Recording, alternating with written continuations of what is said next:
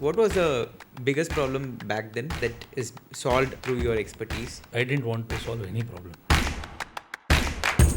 Best part about sales is you meet a lot of people. That's the best thing that has happened to me. I was not an extrovert earlier during my college days and all that. If you have learned a rule, just follow the rule 100% and repeat the rule 100%. Like every time, just follow the rule, just follow the rule, just follow the rule, and keep on following the rule so that your success is guaranteed. You know the rule, you follow it once, follow it twice, but then you leave it again. Then again you restart it somewhere 3 months down the line, follow it two or three times, and then again leave it out. It got toppled and nobody knows what happened. Nobody knows what happened. किसी को पता ही नहीं चला क्या हुआ. So I always feel this. Two people teaches you how to be a boss. One is your first manager, and other one is the best manager that you're working with. Fortunately, I had both. If there is something that you wanted to tell to the young generation about logistics, one fascinating fact and something that will fascinate them, what would that be? As we were just talking, that we see. So where do you see India's logistics business going in the next few years? India's logistics business, imports being happening. For projects, I can say, because we are not focused much on the general cargo part, to be very frank. We will have to talk about projects. We are here talking about projects. Let's talk. What's your take on Gen Z? If I look at it, they're very, very focused on what they want. They are very clear about what they want, and there's no bluffing. If they want, they say openly, which is good. But sometimes we have been brought up in that ethical values that we are not supposed to hurt people. We are supposed to tell it in a nice way. Excellent. I'll tell you why. Because like you, even I feel that logistics industry should be promoted. Okay, there are a lot of, very less people who promote the industry consciously. Most people see a ship. I see a story of steel cutting through the sea, of cargo that carries someone's dreams, of people who don't get Instagram stories but get the world moving. Logistics is not a job, it's a responsibility. And in this podcast, I meet the ones who carry it with pride. Welcome to PortCast with Sai, where the unseen world of shipping, logistics and trade becomes visible, one conversation at a time. This is PortCast with Sai, powered by Success Shipping.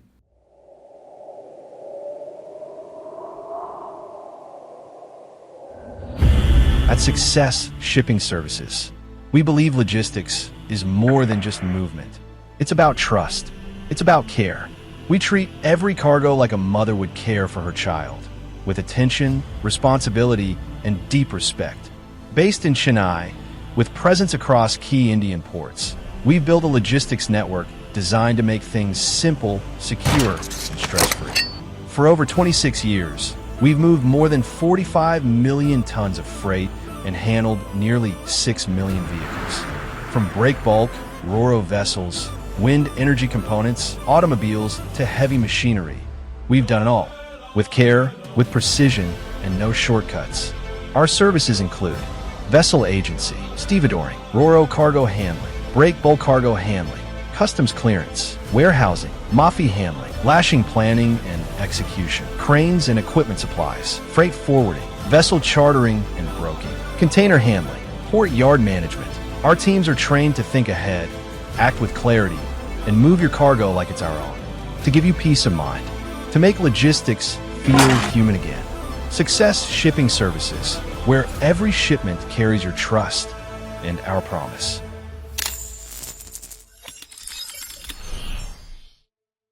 Thank you so much for accepting the invite and being here. So it's a pleasure to host you on this podcast with Sai. Yeah. And this initiative is primarily to bring in lots of traction in the young audience, the new crowd, to understand, learn about the logistics industry. So having said that, now let's go into it. As far as I've been traveling with you, at least for the last 6-7 years, I've been traveling with you in the journey, and I've seen you extraordinarily working on every project all by yourself. You are highly involved in every project, almost. Any key project that I get to work with you, you are there. The team takes care of everything else, but then you still are aware of every single bit of it. Yeah. Where did this all start? Okay. How did your journey evolve into becoming a logistician in the first place?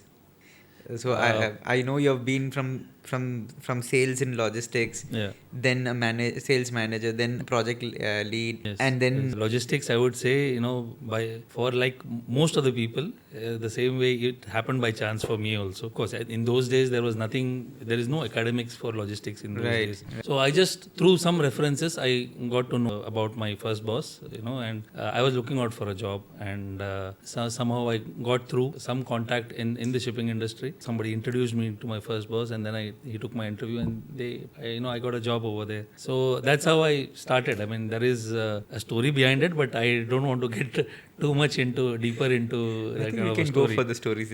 People might like it. Basically, I have a technical background. I have done my education in computer science and engineering and all. So I was always interested in the tech part. I was always interested in the software part and all. Somehow things didn't fall in place. I got a job in hardware sales, computer hardware sales. Okay. Yeah, and that's how I started my career. And that's how I got in. I used to go visit a lot of companies and sell computers in those days, in 2003 odd, and that's how I got into one of the shipping companies. Okay. And I'm one of the shipping sales guys. They put me on to him, and he asked me what you do and I said, I've done an MBA, okay, and what are you doing? Why are you selling hardware computers? Rather come into shipping. There's a lot of scope in shipping.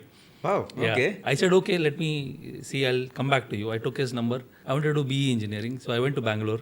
Some of things didn't work out. I got a job over there, and things were not great. Okay, I was not enjoying what I was doing. So I finally thought of giving a call to this guy. Okay. Okay, I gave him a call. I said, boss, I have decided I don't want to do this. Okay, and education is not something which I'm getting. Somehow it's not falling in place. I want to come back to Mumbai. You have that job opportunity for me. He said, yeah, you come back and give me a call. So, so I came back to Mumbai. I gave him a call again. So he set up my interview. Interview was again another story altogether. My first boss asked me to come to a place. He was going on for a sales call. Okay. People who don't know, people who stay in Mumbai, they know that he picked me up from Dadar, okay, and in the car, the interview took place. Okay. He was going out for a sales. So he asked me a few questions and I gave answers and all that. He said, okay, you can get down over here and you can come down and join. That was my first company. It was a small company, Bombay-based company, and 2 partners, 1 office boy at that time, and 4th was me. Okay. So I joined there. I trained me for 2-3 days, and my boss was Sam, of course, Samuel Mulil. He was my first boss. So he was a hardcore sales guy. Okay, he always told us that sales doesn't happen in office. Okay, you have to be on the field. Right. Okay, he never let me sit in office. 2 days of training, and 3rd day I was out on the field. I said, where exactly you want me to go? Okay, there are a lot of importers, computer importers. Go and just whatever you have learned, try and gather information and try and get some importers. So it was initially it was tough, going on and meeting customers, facing rejections and all that. But it was exciting for me. He did not give up on me. So I would say around 5-6 months I was without Cracking business. businesses. Yeah. Okay. But somehow things, okay, I was not getting business. But see, what happens was I was also meeting a lot of shipping, how the trade works. Okay, if there is from China to India, if there is of say for example $1,000 at that time, and if our buying, I used to go meet and speak to a lot of more shipping lines, understand and try and see if I can bring it down to 900. So although I was not working on the sales front, at least I was getting the pricing down. You have a price of $1,000, at least we have $900 over here. So why can't we try? So somehow things were working on that front, and they persisted with me. Lovely. But yeah, post that things started rolling. Okay, of course, business started coming in. So then I did fairly well. Once the first. It's all about the first one, no? Yeah. The moment the egg hatches, then rest all is chickens. Yeah. So fortunately, after that, it is that business is always there. Great. So that's how my entry into shipping industry happened. It's very aspiring because right from the beginning you were in the sales. Yeah. Even before shipping, you were in the sales. Sales, yes. So sales is something that is. I don't know. Somehow, wherever I used to go, I went into that other company also to being on the technical side. But they said, "Oh, why don't you do sales?" So I said, I can give it a try. So right from day one, people only saw a sales guy in me. So how it's a complete contrast. I've never been in the sales. I'm an engineer as well. I'm a software developer. And I've never been in the sales. I'm not a sales guy. Okay. I think I need to learn a lot from you how to sell things hard. Anyways, having said that, or becoming from salesperson to manager, Okay. and then becoming a project lead or project's head, how did you face that transition? Because being a field sales guy versus leading a team Okay. who are going on the field sales is going to be completely different. Yes. And today, you're not just doing the sales, you're doing a lot of marketing as well. What is that big difference? How did that big shift happen from being just a salesperson to being a marketing person? Marketing is different. I got it. And being an entrepreneur. So, I mean, for a long time, I was just a sales guy, and I never had people reporting to me. When I started my career in 2003, so by 2008 or something, 8 or 9, I got the opportunity in projects.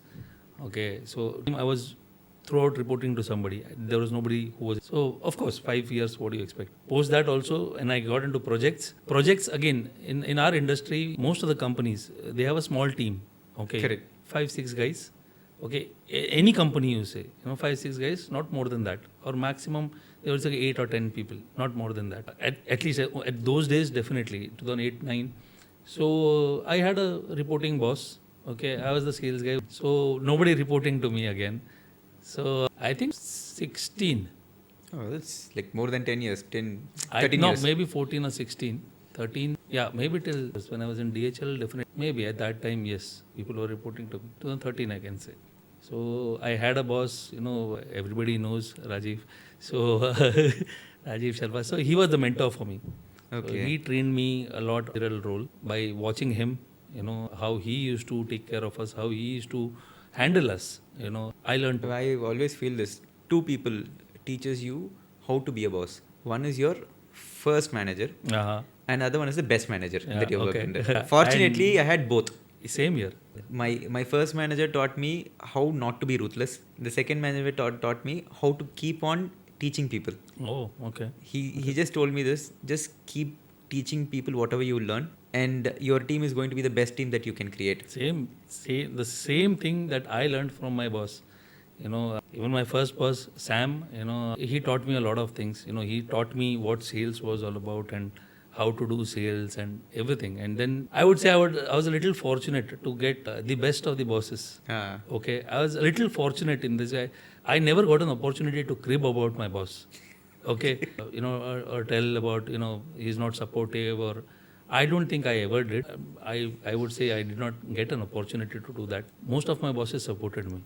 Fantastic. Yeah, supported me in whatever I wanted to do. Never got an opportunity. Rajiv, as you got the second boss, the same way Rajiv taught me. Rajiv again was a completely, I would say, he was, I would say he was never insecure. He was never insecure as a boss. And that's the best part about him. He taught us everything, okay? Especially in projects, when I see a lot of people in our industry, they're subordinates. And that's where the teams are not growing. Correct. Right. Yeah, because people don't want to their subordinates.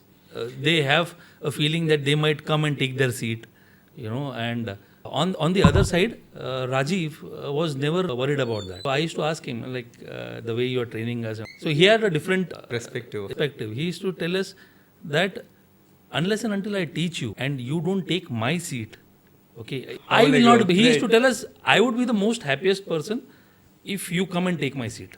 That way, I will be promoted. I know how to take care of myself. You don't need to worry about me. Okay, or I don't worry. That's what he used to say, That's the same thing which any good leader will teach their subordinates. Start teaching your team, otherwise you will not grow. Exactly. You rightly said there is not many people actually share the knowledge that they get in the projects. They're themselves not growing. Correct. So that's what I said. I was to get Rajiv in my life, and the way he taught us, a lot of things that I learned from him, I apply even today. I always say, he's not there with us now, but I know day in, day out, he's watching me. Wow. Okay, yeah. So I know whatever I am doing, he's watching me, me, my team. So that's what applying throughout when I became a manager in 2016, I moved into Flyjac.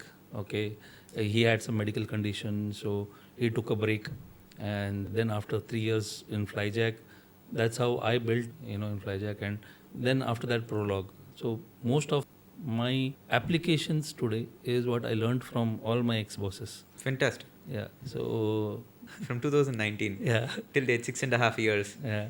You've been building Prolog like anything, Correct. left, Yeah. right, and center. I'm seeing a lot of growth that's happening. Around 78,000 plus clients, around 13,000 plus metric tons of projects that you've handled, 24,000 kilometers per year that's been, even more. 33,000 packages delivered till date. I think the data is slightly outdated, so it should be even of more, course, even more than this. Can you give me your journey about how all these could happen? And I know you've crossed more than 7-8 branches now. Yeah, 7 branches. 7 branches in India. In India. And your prime focus is to have dot in almost every part in the country. Yes. I remember this. Definitely. I remember this Definitely. conversation earlier. Yeah. See, of course, time with experience. I would say, earlier I had. If you anybody would come to my office, on the right hand side, if you see the list of branches that I had written, I wanted to have a branch in each of those locations. And then I started studying it, whether it is good. Because primarily our company focuses more on projects. So I used to see, Flyjac used to have around 21 or 29 odd branches in India. So I was thinking, let me see which all branches which we can have, a branch, which all locations we can have a branch. And then I started studying it. But then I thought maybe, it's not required probably to have so many branches, especially when you're focusing only on projects. Yeah, I have cut down a lot on the number of branches that we want to have. Right now we have 7 and maybe a couple of more, 2 or 3 more. Yeah, and in India, maybe Delhi, Bangalore we are low people in Delhi and Bangalore. So we are looking out for people over there. That's what I think should be enough for India. Around this should be enough for India, for projects per se. Brilliant. Yeah. I have a straightforward question. Like, what exact problem in the industry that you were trying to solve when you started Prolog? The Prolog had started very specifically for projects. What was the biggest problem back then that is solved through your expertise? I didn't want to solve any problem. Okay, I wanted to do my own business. Okay, I wanted to start something on my own. And that's what was there in my mind throughout. Projects, as I said, most of the companies, it's a small unit. Okay, the small unit, 5 or 6 people, they do their own procurement, they do their own sales. Correct. Okay. So then I used to keep thinking about, then if I am doing this purchase and I am doing the sales, what exactly the company is doing. Okay. So that's where the thought started.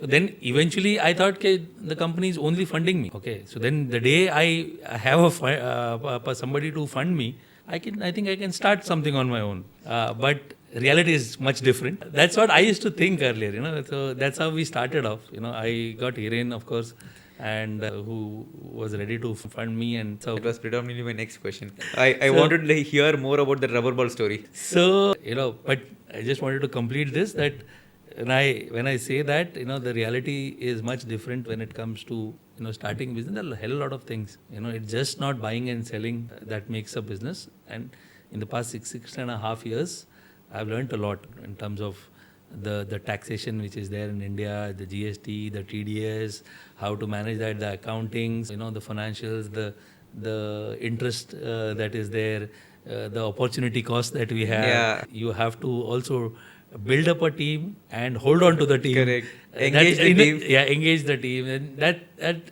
itself is another big task altogether.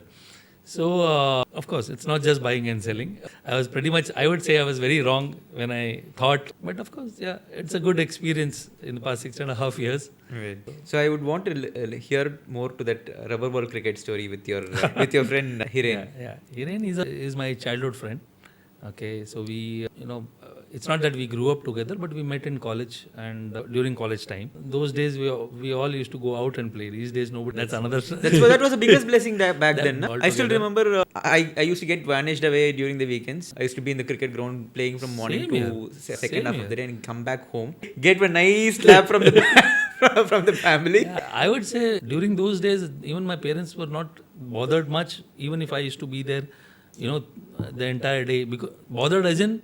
उस जमाने में we didn't have the communication medium. Yeah. Only way is verbal communication. Directly come home and tell them that we are here. Only then they will know that we are here. Yeah. So आजकल वैसे नहीं है ना. We used to give the cell phones to kids also. उसको बोलते थे यार if you're. But the problem these days is kids don't want to go out. Gadgets, phones and. Yeah, that is another. Do you face that problem? Yes.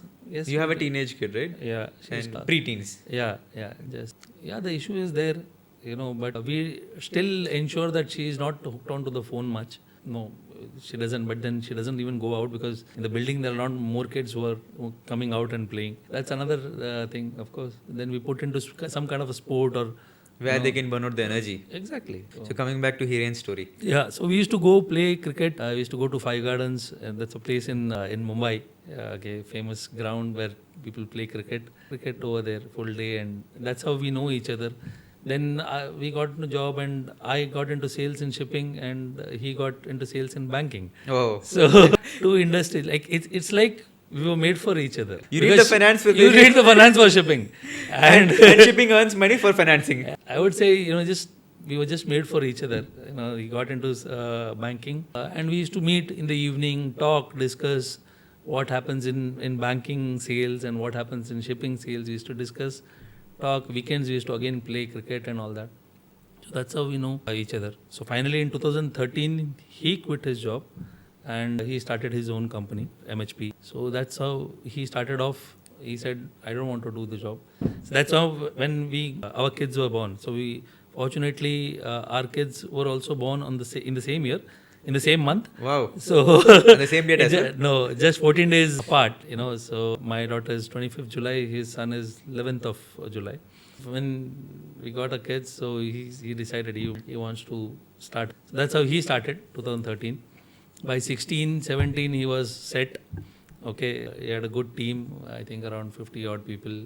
Oh, wow. 50 odd people working under him, and he had a good business running. So he said, okay, I am capable. Okay. So when are you taking the big leap? I think it took another year, 1.5 years, 2 years, because I was not confident about whether he knew what he was getting into. Funding is not just like 1 lakh. Yeah, obviously. When we go for projects, it's so I was also not sure. I said, like, Hiren, idea nahi hai kitna paisa lagta hai. Okay, let's start. I have 50 lakhs spare. I'm ready to bank on me. You start. And I'll arrange the funding is the last thing that you'll have to worry about. And then, okay, finally. So it started from 50 lakhs and now. And now there is no end. Now we keep putting pressure onto each other. He arranges the funds. He said, go bring business. I bring in the business. He said, go get funds. So that's how we work. We keep putting pressure on each other. I remember there is one time where you had shifted to Chennai throughout. I stayed here for 4 years. Yeah, आपके career में वो बड़ा shift था. You shifted from. Yes. Basically, that was when I was in GEODIS, I think 2011 or 12 or something like that. So again, the story just happened that one of the project directors over here in Chennai, so the company was looking out for a replacement for him. And by that time, I was very much close to my director. He was promoted to Pan India IP head. And so he asked me, we are looking out for somebody as a director in South. Would you like to take interim charge over there? To go there, I trust you. Just go there and sit over there and see if at all you can do something over there in terms of business. So I said, okay, fine. Just an experience that I'm getting. I knew the western region very well, Mumbai, Gujarat. So I said, it's an experience. Okay, free of cost. So I said, okay. 6 months I was shuffle between Chennai and Mumbai. Say around 10-20 days in Chennai and then 10-15 days in Mumbai. That's how I used to do. And slowly I started getting familiar with the Chennai sales team. Those days, Chennai sales team was the top performing team. So that was an added advantage for me because I used to just hear about them. I used to just hear about their names, their performance and all that. I never got an opportunity to interact with them much. So that was another incentive for me. That I can get closer to these guys, okay, understand how they work, okay, and try and see if at all I can be a part of that team, just to gather knowledge, and then the other part is to understand the area, entire South region, Chennai, Bangalore, Hyderabad, and I got along well with the sales team. I know how to build relationships. Fantastic. I required them. okay, for developing projects in South. They required me to develop again projects in South. So it was a win-win. Did well. I started pushing them. I started giving them informing them about how project and what we are doing, in the Western region. They started getting in the inquiries. I used to take Rajiv's help. Cracked a few inquiries. Fantastic. Yeah. And so when we cracked a few inquiries, automatically the management had the confidence, okay, this can work. So we don't need to get a director in place. This guy can sit over there and work with Rajiv. So Rajiv asked me once, that whether you would like to shift to Chennai. So we had our discussions, about, I said, one thing is for sure, that I don't want anybody between you and me. Okay, I am happy sitting in the Western region, reporting to you. Okay, who is the pan-India director? I don't want to shift to South, and then you bringing somebody above me in South region. Okay, who is between you and me. So if you promise me that you don't get anybody above me, then I'm okay. He said, okay, done. I'll not get. You perform over there. I will not get anybody. So I was confident. Once he said done, it is done. So I discussed with my wife that shift. Yeah, we shifted. Of course, a lot of things people spoke about Chennai before making that shift. Not the right place, it's very hot over here, and not the right infrastructure and all that. But somehow I fell in love with this place. The people, especially the people, I don't know. See, everybody has their own experience to talk about. I always had a very good experience in the prime area, Ananagar East. Okay, office was in Kilp, 5 minutes away. Okay, and I used to come in the afternoon to have lunch at home. The area also, Ananagar East, is a very good area. I mean, even my parents used to come and stay. Yeah, used to come and stay over there. So they used to go to Anna Tower Park. They used to have their walks. Every day in the evening they used to go. So they also loved. We had a wonderful time. And I shifted in 2012. I was blessed with So those are the 4 best years I had. And one of the main reasons is because I didn't have much friends over here. Okay, official colleagues were there. So I got a lot of time to spend with my daughter. Family and daughter. Yeah. Okay. Also, देखते होंगे खाना भी मिलना है आपको. So, but I got a lot of time to spend. Go back from office 6 o'clock, 7 o'clock. I used to be at home, and then evening I used to spend. So I got a lot. Otherwise, if I'm in Mumbai, यार ये दोस्त ने phone किया, वो दोस्त ने phone किया, weekend किधर और गए. So usually you keep juggling. Yeah. So Chennai, nobody used to call. Right. So my family. Yeah. So, what's the best place that you love in Chennai? Ananagar East. So 22 years you have been in sales. What is one primordial lesson that you would want to give to the people who are in sales? Sales, build relationships. And sales is all about, that's what my first boss taught me. He always taught me that focus on building relationships. Okay, sales will come. You need to focus on When somebody asks you, how do you build relationships? Build relationships is everywhere. Okay, there are external customers, there are internal customers also. Right. You need to manage. Internal customers are all your office guys, colleagues. Right. You need to build relationships. That's what he taught me. And when I got into the MNC culture, first company was a small company, but when I got into the MNC companies like GEODIS, DHL and all that, I understood that I had to build relationships internally also. Close to each other, we are talking day in, day out, we are discussing each other. Automatically, the rapport gets developed. But in bigger companies, it's not that easy. You have to make that effort to build relationships internally also. Okay, go that extra mile, go talk, then you have to build that, when in bigger companies. I've seen this happening with me. Whenever I try and make people feel good, the relationship blossoms very fast. Yeah. Wherever I try to prove myself, the relation never happens for me. So what is that one thing that you make people feel good about themselves when you talk to them? Where exactly do you strike the chord? As I said, sales is something which was taught me by Sam. So he used to tell me, when you take an appointment and go to a customer's place, go visit. The first call is all about you are explaining to your customer about what you do and all that. Okay, first call is over. Second call onwards, it has to be only a sales relationship building call. Very good. Very right. So he used to tell me, go and sit in front of him, talk anything and everything apart from business.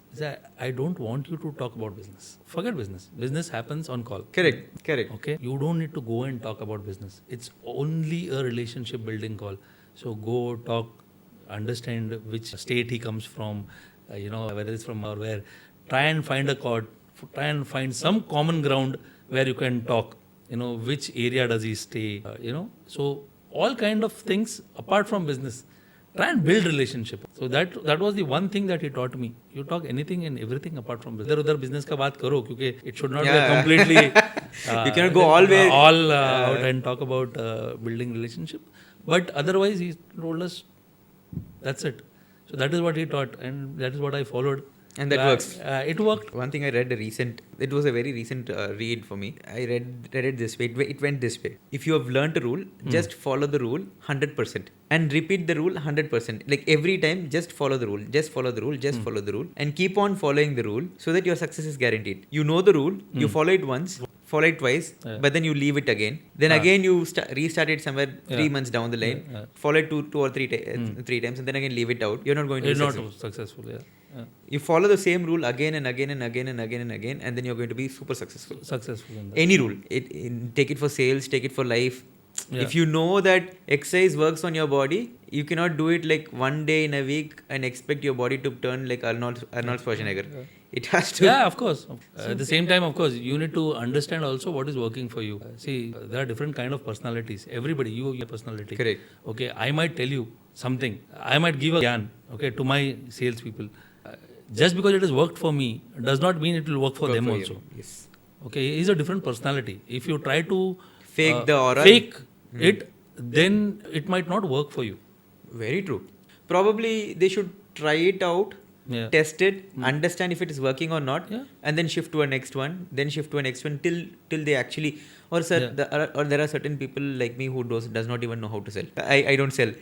I don't really know how to sell it. So I just stay quiet. I've not done a sales call with Prolog as well. All that I've done is I've been probably subconsciously I'll be just building the relationships. I've not been doing direct sales. Maybe you're not consciously doing it. But it's happening. It comes naturally to you, maybe. So I've tried out, tested out, and every time I go for a sale call, deliberately if I go for a sale call, I get so super nervous, and then I come back saying, this is not for me. And but so that you're right. Maybe probably every single person will have a different style, and they'll have to explore their styles. Whatever works. I've seen few super aggressive salespeople. They just get their sales done by simple follow-ups. Just by simple follow-up, they get their sales done. Yeah. They don't talk nonsense. They don't talk bullshit. They just get the sales done and go off. Absolutely. There are few people who build relationships and just get their sales done. That's what my point is. For some people, it might come slow because they cannot just go aggressively. Go, kya inquiry hai, rate do, follow-up karo, and maybe it might not work for them. Okay. Logistics sales versus product sales. Yeah. You were there in both the spaces. What's the big significant difference between a regular product sales and a logistics sales? What is different between selling a computer peripheral and selling logistics service? Frankly, I did not sell much into hardware sales. I got bugged up. I could not sell. I thought I was in the wrong place. Sales was not my forte. Because it was not easy.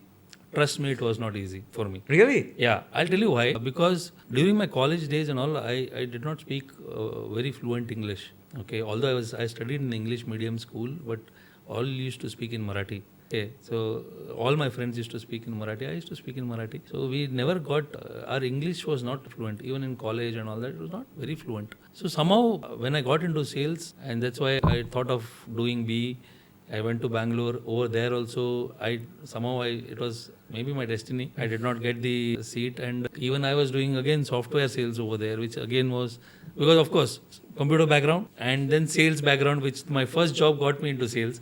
So every other job that I get into sales. Okay. So because your profile was you have done sales, what is wrong with it? So I kind of got stuck with me. Fortunately, yes. Even as I say, when I came into shipping also 6 months I was out of business. I was very nervous. It's not for me. But somehow things picked up. The day it starts getting, starts picking up. Then there is no looking back. One important attribute that an entrepreneur should have. One important character as an entrepreneur. This has to be there for an entrepreneur. What is that one important character that an entrepreneur should possess? I would say, what I do is I keep thinking about the company is all I do.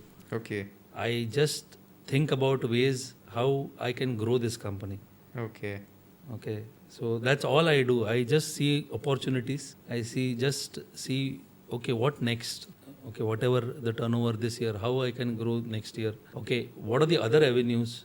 okay, what are the, if opening new branches is one avenue where I can improve the company profitability, then is there any other product which is related to my Logistics that you can add. yeah, which I can, like for example, we are basically into freight forwarding.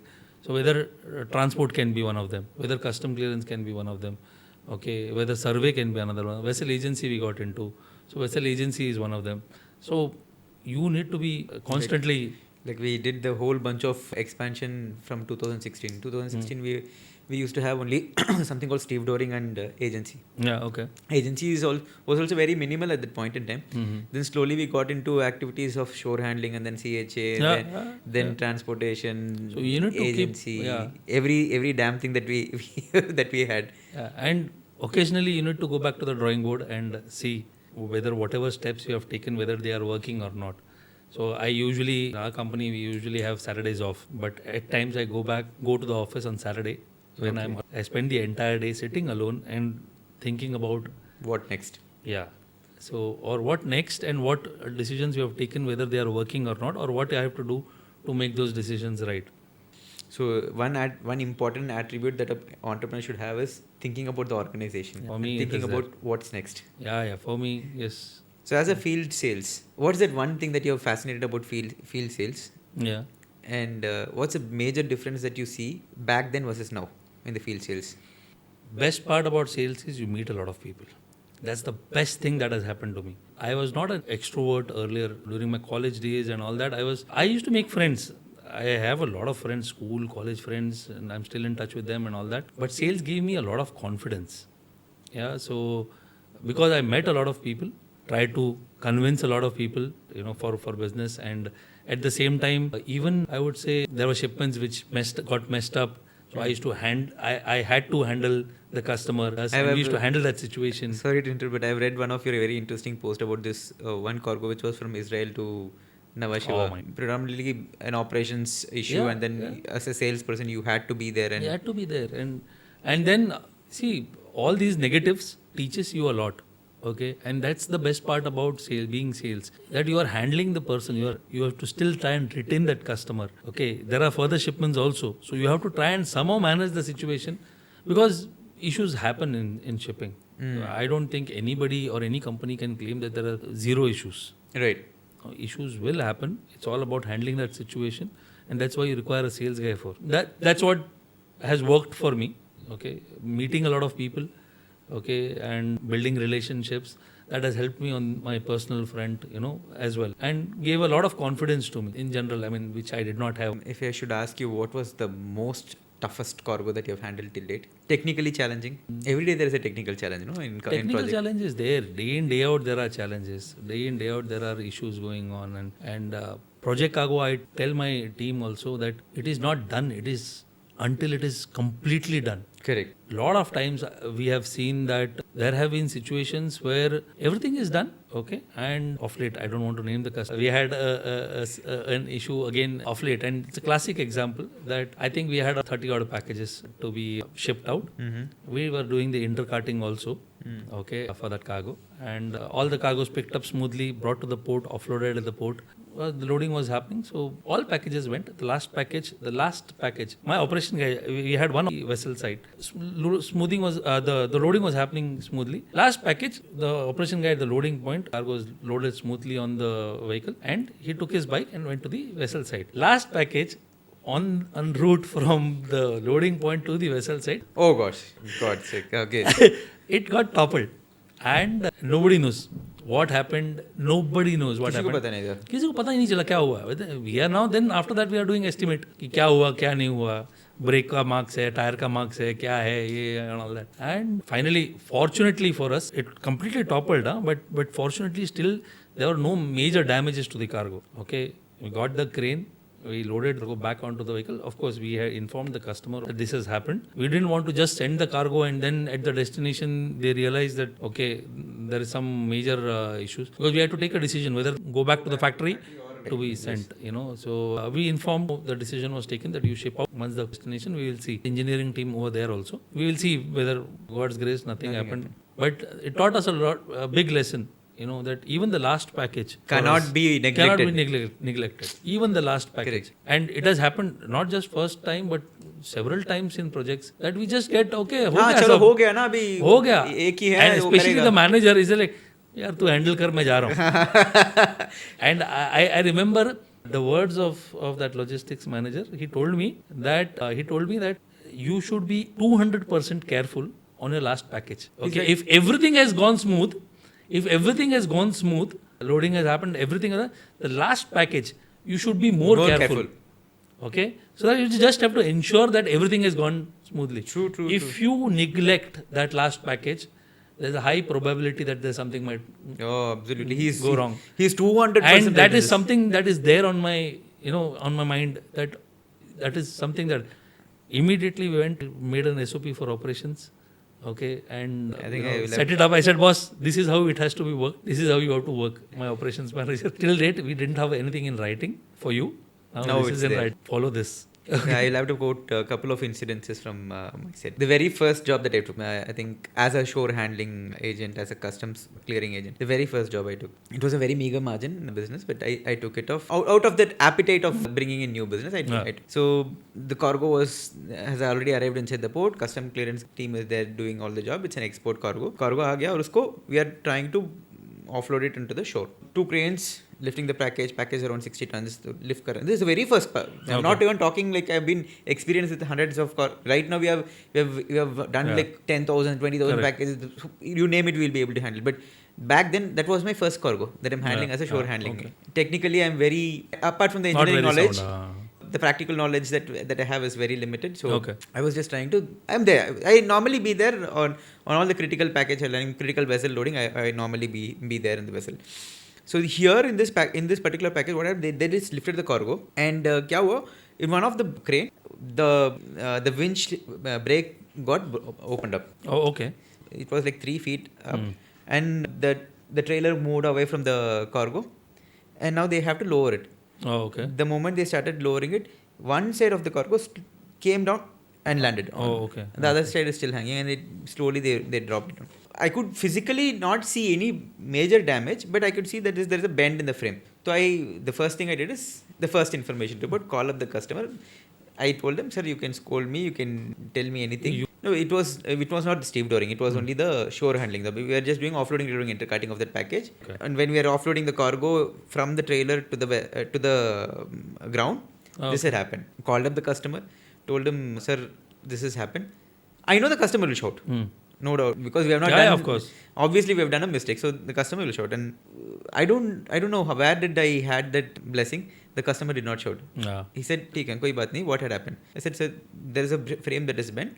I don't know what is the internal damages. I cannot assess it.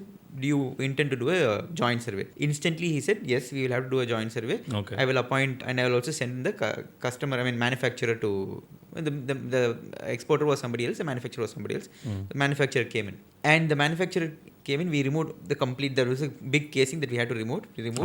And got the entire due diligence done. Okay. Luckily, the cargo had no damage. Lucky for me. And there was, and instantly, somewhere my brain said, okay, get it in writing. So I got a handwritten letter from the customer saying that there is no damages to the cargo. This is deemed for export. This is good to go.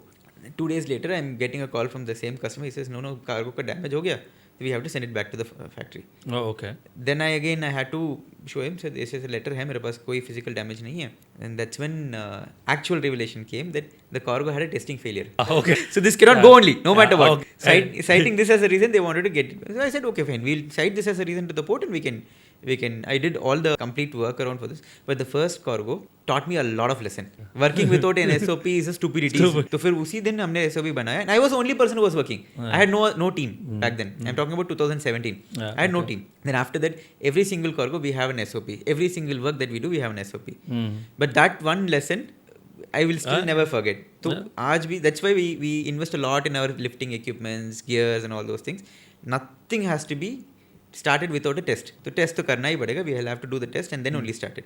Another important, any vessel that I attend, I try to stay till the last. Or I will not attend the vessel. Because beach mein jaake, I cannot do things and come back. So I will try, That also happens. There are, with the current scenario that I'm into, I will have to attend only a limited portion of the vessel. But sometimes when I start the vessel, I try to complete it and then come back. Okay. Not because that my team is not capable. My team is super capable. Yeah. They can run the entire show without me. But there are certain things when I take it up, I want to own it till, like what you said, the last package. Right. जब तक वो last package अंदर नहीं जाएगा तब तक मुझे I didn't want to come out. The recent case, we had loaded couple of mafis which was super ODC, and the cargo was placed highly crossed. Okay. The mafi was like this. And the cargo we should be doing this. This is the mafi, and the cargo was like this. The Why? cargo was Because of the COG. because of the COG. Okay. The cargo was placed like this, something like this. Okay. So एक तरफ it was projecting on the port side, that's on the left side, and one side it was projecting on the right side. Okay. So when we are moving the cargo, everybody will look at how to move it this way. Correct. When you move it this way, the mafi will start moving this way. We had a whole bunch of challenge. There are two mafis like this, and the ramp is only 7 meters long, 7 meters in width. Okay. The cargo, when placed this way, it's almost 6.5 meters in width. Correct. The challenge is when we were trying to look at this way and move it, the cargo was moving in a very different direction. Then we changed our approach. We started looking this way and move it.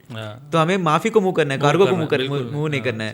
तो we started moving this way and then it became successful.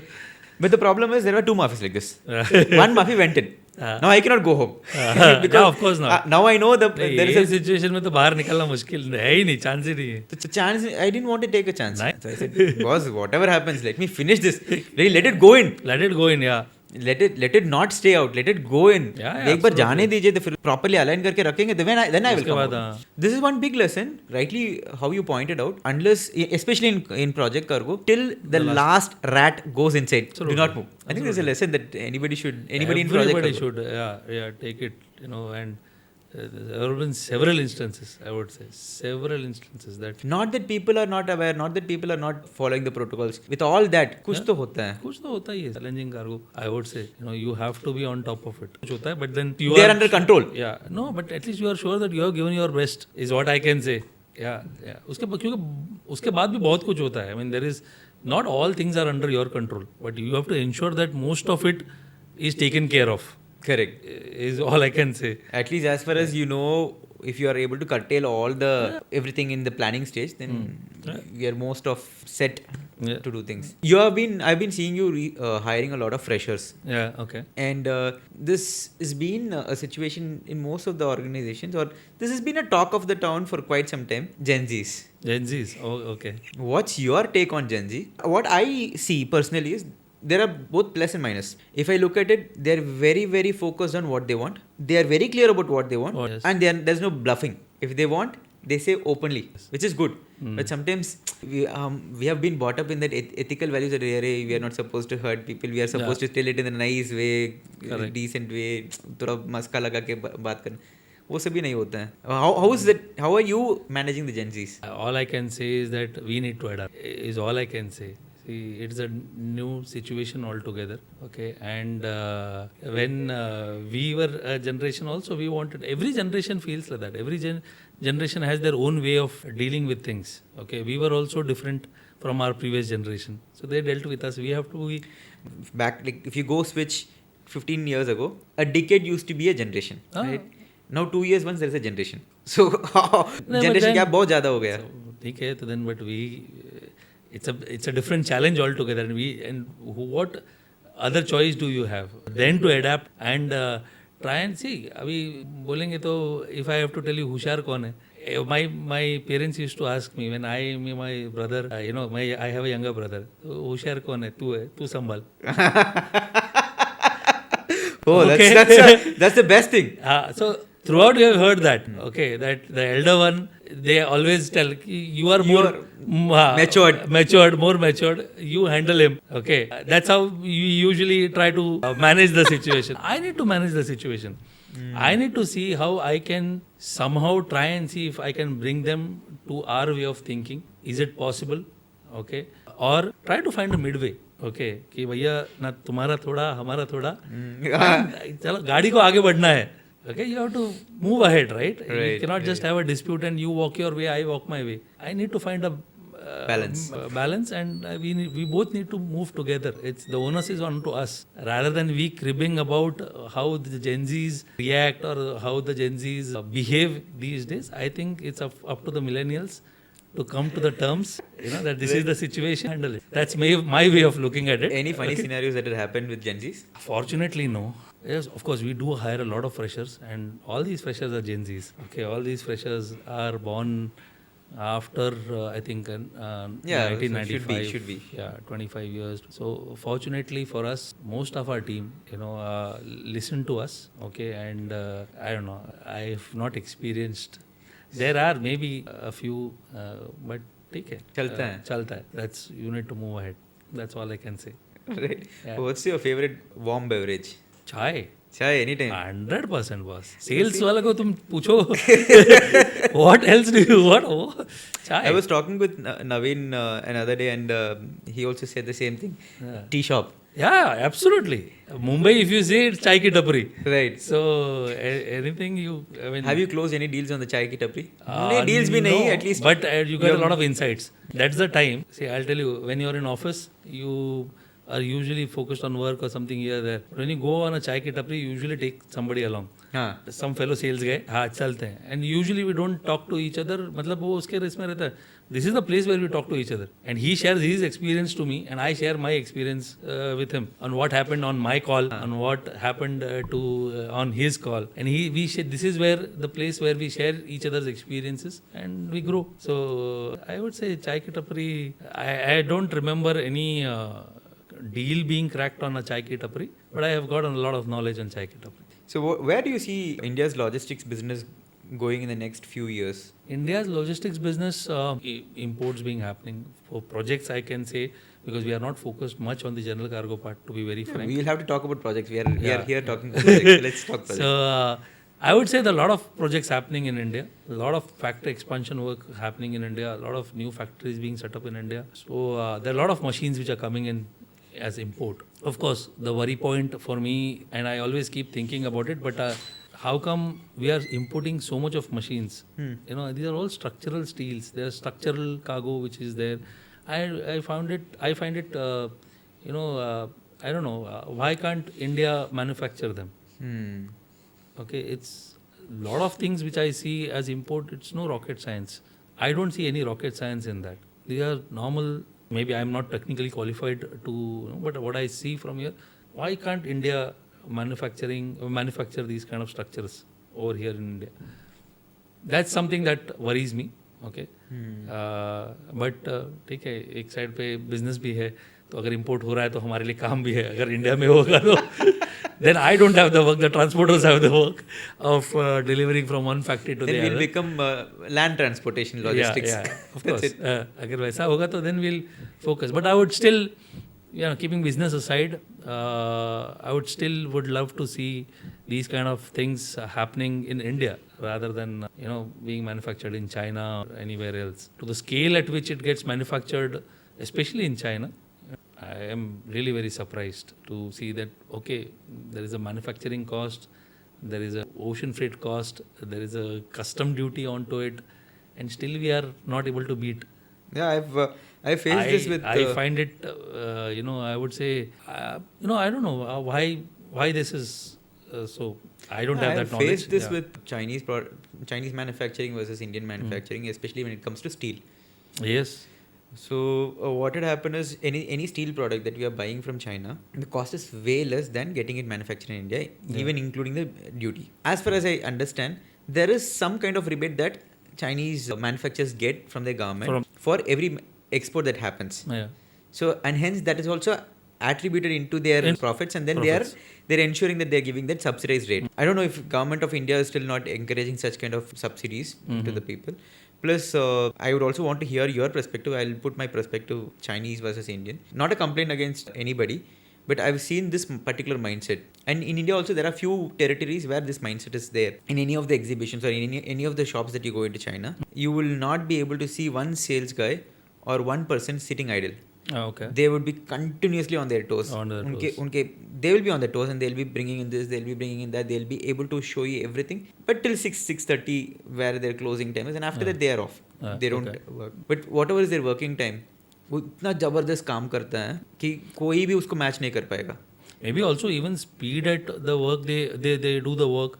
That might be also one of the reasons. Maybe if I have to set up a factory, okay, in India, and say for example the machines for those factories are manufactured by Chinese suppliers, say in 3 months, for example, and if it Indian manufacturer maybe it takes 6 months for that. So maybe even the Indian companies think about the production loss that they might take for 3 months. That scale, fast-paced work that they do, if they are able to deliver. It's more to do with the way that they've been commissioned or they've been conditioned for the last few years, last few decades actually. How do they do is they have a machine for everything. If they wanted to make a belt, leather belt, they have a machine for that. Okay. If they wanted to make one rice toss in the wok, they have a machine for that. They predominantly have machine for anything and everything, as simple as just getting a bulb fitted to a socket. They have a machine for everything. Probably that automation is something which is making things faster, and making that such kind of an automation in India, I don't know if the infrastructure is still helping us bring in that kind of an automation, or we are conservative in that area where we don't want to spend a little more on the automation. Probably not all are ready for spending on automations, right? That might be another reason why we are. I'm not comparing as such. We are also good in certain places where Chinese cannot outbid. Of course, but then see, we definitely Indians are good at a lot of places, but at the same, we also need to learn, right? Okay, from the competition. Correct. And that's what I tell my team also. It's not just about China, but also from our competition. If you don't do that, if the competition is doing it in a different way, is performing much better than us, then we need to learn. Right. Okay. If we don't learn, then we will not grow. Correct. So even if it's competition, correct. China is a competitor. Okay. But even a vendor, it's a competitor for the vendors in India. Correct. The Chinese manufacturers. So we need to learn. If we don't learn it, ऐसे नहीं हम लोग ऐसे ही करेंगे, तो हमको उतना ही काम मिलेगा. But you see the kind of work that is coming from China, the kind of cargoes that are coming in from China. So that is something that I would love to see someday.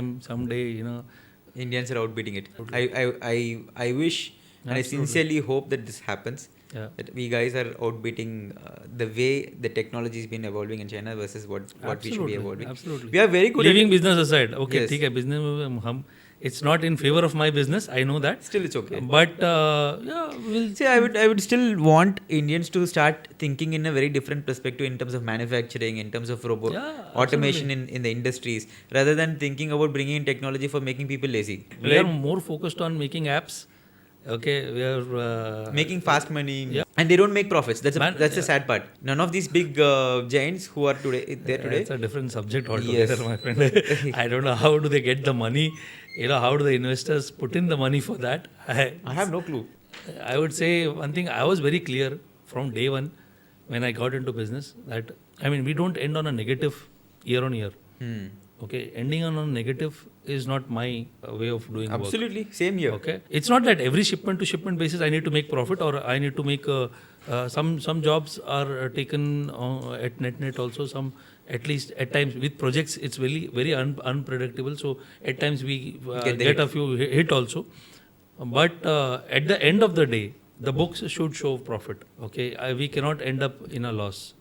Okay, and I don't understand the funda of increasing the turnover and not ending up on a negative year on year. The funny part is, let's say that maybe you can still go for a couple of years to acquire market. Okay, 2 years I can still understand, but after that it has to make profit. Tell me something. When somebody is already used to that low rates, how will they again pay you high? Why not? I've seen this pattern happening for almost all the apps, all the applications.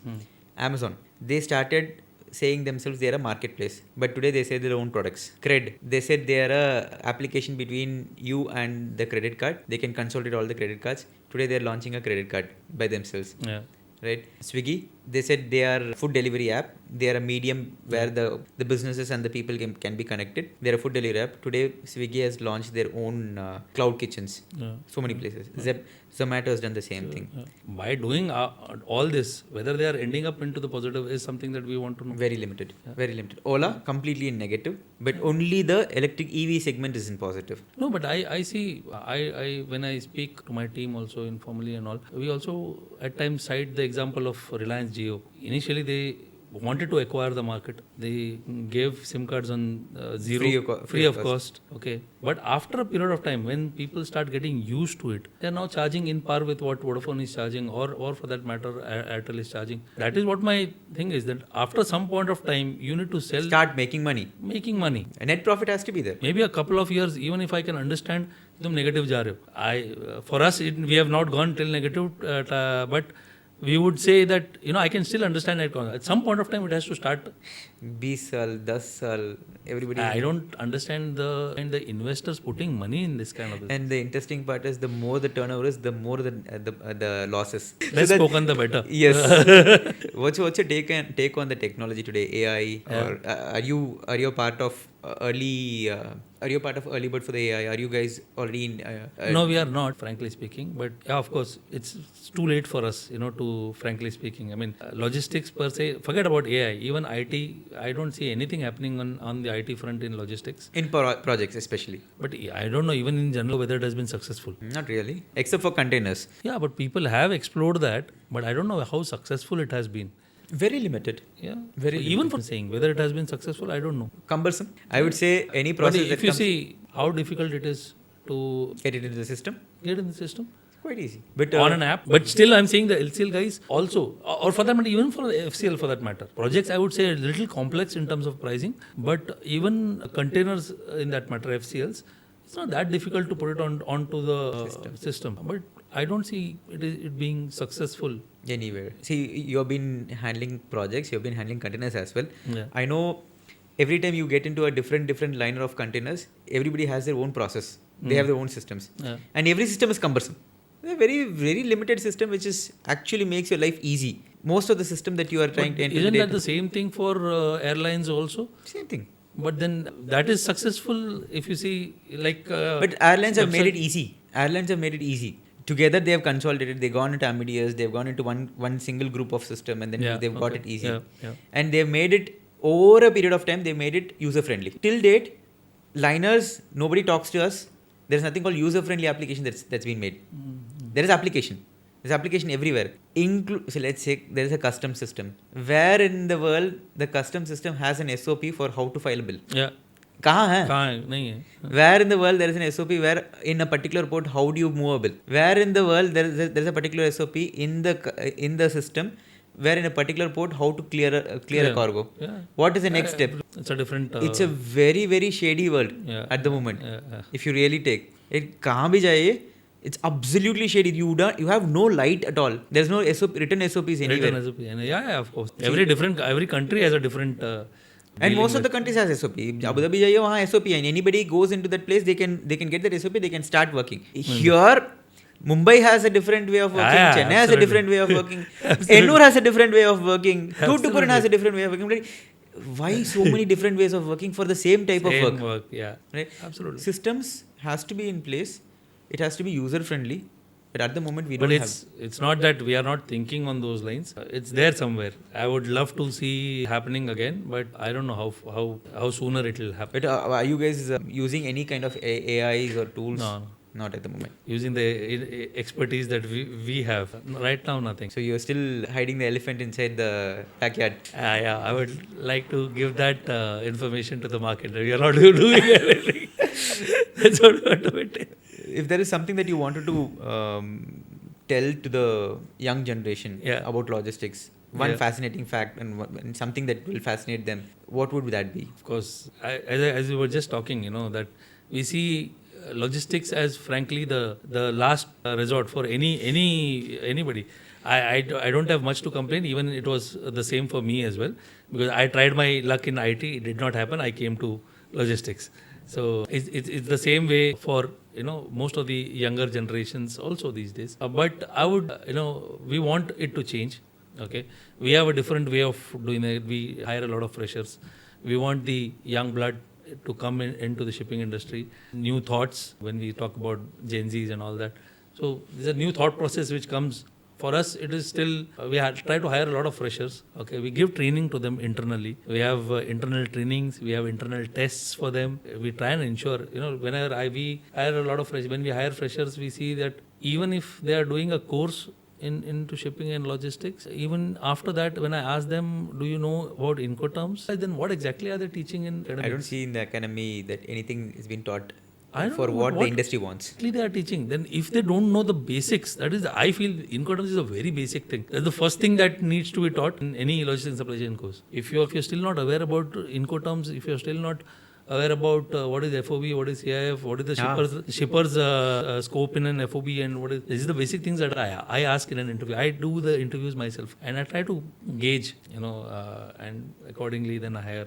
What are we giving it back to the younger generation? So it's pretty clear. And if one takeaway that I will want to give in this podcast for the people who are watching, especially the younger generation, is sales is the key. Yeah. For any businessman, for any entrepreneur, sales is the key. And you have to be a proper salesman, unlike me. If you want to, I would say, if you want to, I don't know, but I personally feel that if you want to really develop your, interpersonal skills, sales is the best place to be. Best place to be. Best place to be in. That's why you get to meet people. Yes, that's where you get to meet externally with customers, internally with team, again with vendors outside, and a lot of things that happen, that automatically that develops you, you get more confident. Fantastic. Okay, Yes. When you interact with people, you get more confident automatically. Vishwa sir, you have been interacting with me for last six and a half years. Yeah. At least for the last 6 years, right? You've been working with Success Shipping for the last 6 years. I mean, since we have been working with Prolog for the last 6 years. What's that one good thing about Success Shipping that you've been...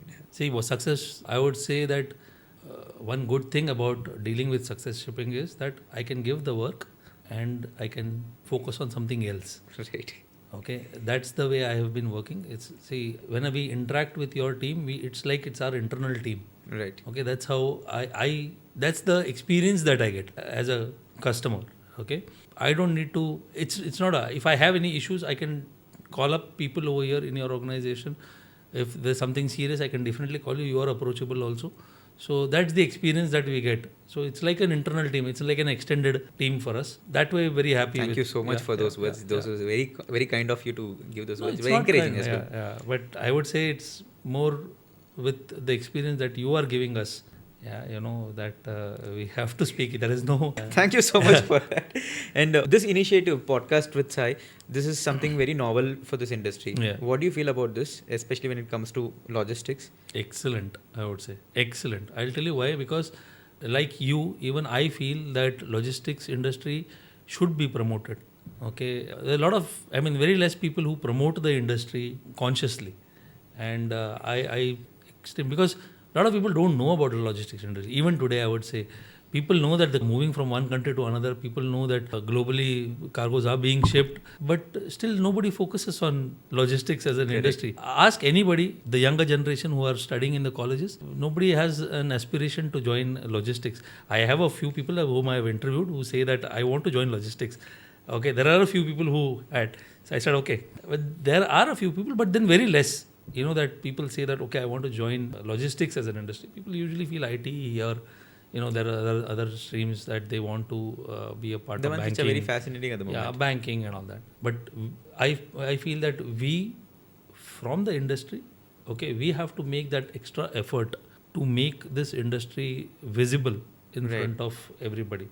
Okay, and it's a very good initiative that you have done. Thank you again. Okay, and you're doing, and I love watching your podcast. Thank you so much. Earlier, I'm not a good reader, so I usually don't like reading and all, but I like watching podcasts. I like watching videos, and off late, what I've done is I've shifted from the reels that I usually watch. Okay, so used to watch, and then I've shifted to watching some content online, which is there on YouTube and all that, which gives me knowledge also. So at the same time that I'm spending, but at least I'm gathering some knowledge rather than improving my sense True, of humor. true. Very true. Even that helps, but improving a sense of humor. But at least this is something that I'm not reading, but at least I'm gathering some knowledge. Heard this, I've read this, I've also experienced this. You can never learn from a short form video. You can never learn. It will not stay beyond the number of seconds that you watched. But a long format video that runs beyond 20 minutes or so gives you an information that can stay with you for a long time. It's almost like reading a book. There are 3 different types of learners, actually 4 different kind of learners: visual, reading, auditory, and kinesthetic. You have to figure out what you are. Yeah, absolutely. If you're a visual learner, if only by watching something you will be able to learn, watch lots of things. If you are an auditory learner, if you can listen out or just learn from the listening, amazing. Listen to the podcast. If you are a reader, read a lot of books. If you're a kinesthetic person, only by doing things you'll be able to learn. So you have to see. You have to decide. Yeah, of course. You have to know what you are. What you are. Deciding, you should know what. Podcast is for people who are visual and auditory learners. Correct. It's not even visual, it's only the auditory learner where they get hit easily with this podcast. So it was lovely having you here, sir. A lot of insights, especially in projects, and people would love watching this, and I think you have done a phenomenal job in the last 2 decades plus, and you'll be doing even more phenomenal job going ahead in the future. Thank you. Lovely having you, and love working with you always. Thank you, sir. As always, loving you so much. Thank you so much, sir. Thank you so much, guys, for watching this podcast. See you all again. Most people see a ship. I see a story of steel cutting through the sea, of cargo that carries someone's dreams, of people who don't get Instagram stories but get the world moving. Logistics is not a job, it's a responsibility. And in this podcast, I meet the ones who carry it with pride. Welcome to PortCast with Sai, where the unseen world of shipping, logistics and trade becomes visible, one conversation at a time. This is PortCast with Sai, powered by Success Shipping.